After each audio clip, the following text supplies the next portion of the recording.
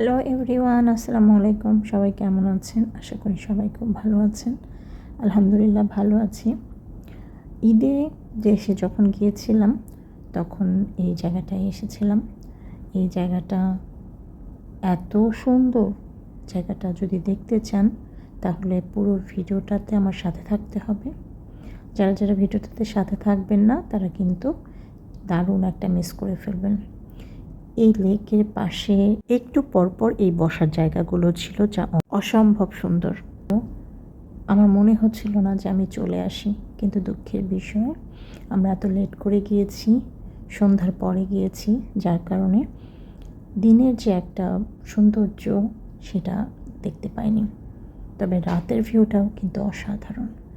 নিশ্চয়ই বুঝতে পারছেন আমি চেষ্টা করেছি সবার জন্য সবটুকু ক্লিপ, যেগুলো আমি উপভোগ করেছি সবটুকু ক্লিপ নেওয়ার জন্য।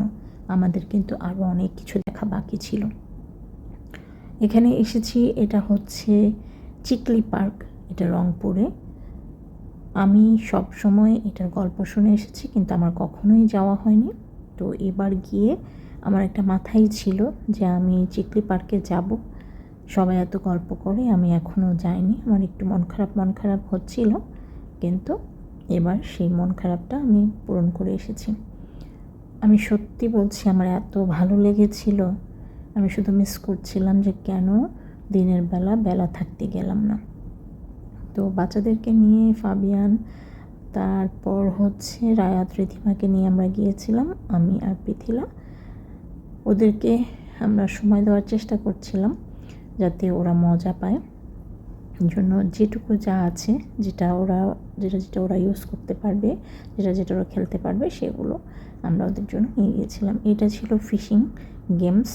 এটা ছোটোতে বাচ্চাদের জন্য কেনে না, ফাবিনের জন্য কিনেছিলাম। বসে বসে ফিশ উঠায়, সেম জিনিসটা এখানে বড় পরিসরে। কি সুন্দর লাগছিল, বাচ্চারা ট্রাই করছিল ওখান থেকে ফিশ ওঠানোর। আমার খুব ভালো লাগছিল, আমি না মুগ্ধ হয়ে গিয়েছি জায়গাটাতে গিয়ে। তো অনেকক্ষণ ওরা ওখানে ফিশিং গেম করছে, আর আমি আর ফাবিয়ান একটু অন্যদিকে ঘুরতে আসলাম দেখার জন্য, যে যদি না আসি তাহলে আর দেখা হবে না। এখানে এসে বসার জায়গাটা পেয়ে আমার একটু বসে থাকতে খুব ভালো লাগছিল। ফাবিয়ানকে বললাম একটু ক্যাপচার করো। খুব ভালো লাগছিল, এত ভালো লাগছিল যে ভালো লাগাটা আমার মুখেই প্রকাশ পাচ্ছিল।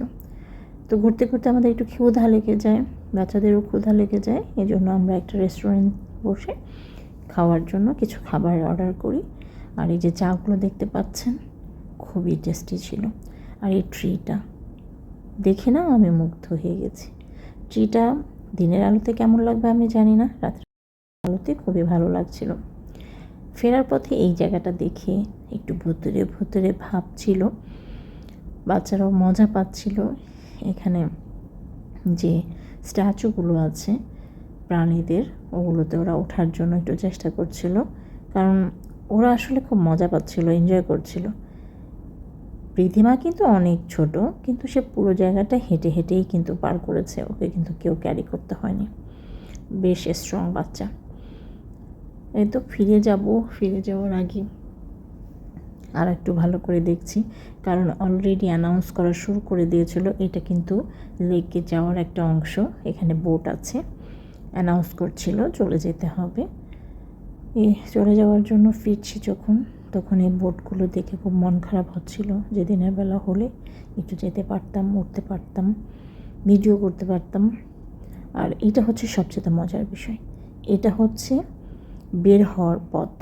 এটা ছাড়া বের হওয়া যাবে না, এন্ট্রান্স আলাদা, বের হওয়ার পথটা আলাদা। পুরো পথটা এভাবে করে লাইটিং করে রেখেছে। পুরো ভিডিওটা আপনাদের কাছে কেমন লাগলো জানালে অনেক ভালো লাগবে। কি কোথা থেকে ভিডিওটা দেখছেন জানালে অনেক খুশি হব। আর আমার কাছে মনে হয় ভিডিওটা সবার ভালো লাগবে, কারণ আমি একটু সবাইকে আমার কথাগুলো যদিও আমি গুছিয়ে কথা বলতে পারি না, কিন্তু ভিডিওতে আমি মোটামুটি যা দেখেছি তা তুলে ধরার চেষ্টা করেছি। তো সবাই ভালো থাকবেন, সুস্থ থাকবেন, ভিডিওতে আমার সাথে থাকবেন, আর সবার জন্য দোয়া করবেন।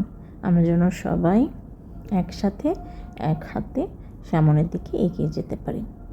লাল নীল সবুজ হলুদ বাতিগুলো মানুষের চেহারাই চেঞ্জ করে দিয়েছে। এই একটা অবস্থা এখানে, কারণ বাতিটা কন্টিনিউয়াসলি চেঞ্জ হচ্ছিল। ফাবিয়ান এখানে খুবই মজা করছিল। বের হওয়ার পথটা আস্তে আস্তে চলে এসেছে।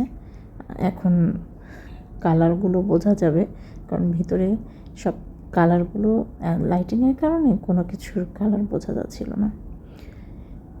এই তো ওদেরকে নিয়ে এখন বের হয়ে যাব, চলে যাব। কষ্ট করে পুরো ভিডিওটাতে আমার সাথে থাকার জন্য অসংখ্য ধন্যবাদ। আমি কিন্তু কমেন্ট দেখলে বুঝতে পারবো কে আমার ভিডিওটা দেখেছে আর কে না দেখেই কমেন্ট করেছে।